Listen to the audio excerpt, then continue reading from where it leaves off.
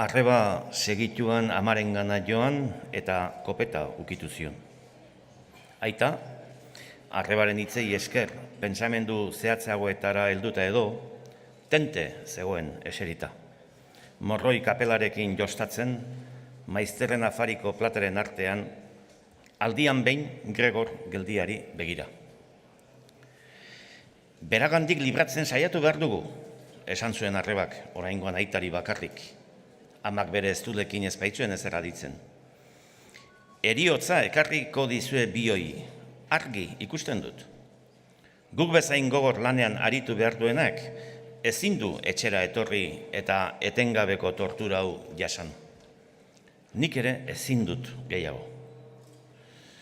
Eta negar batean hasi zen, malkoak amaren aurpegian behera zioazela, eta hark eskuari mekanikoki eraginez lehortzen zituen.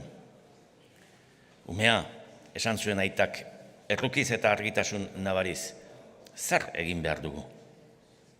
Arrebak sorbaldak goratu zituen, negar saioan zehar lehengo ziurtasunaren ordez sortu zitzaion zalantzaren seinale. Gure hitzak ulertuko balitu, esan zuen aitak, erdi galdezka. Arrebak gogor astindu zuen eskua malkoen artetik, alegia ez zegoela horretan pentsatzerik. Gure hitzak ulertuko balitu, errepikatu zuen aitak begiak itxi eta arrebaren konbentzimendua bere eginez.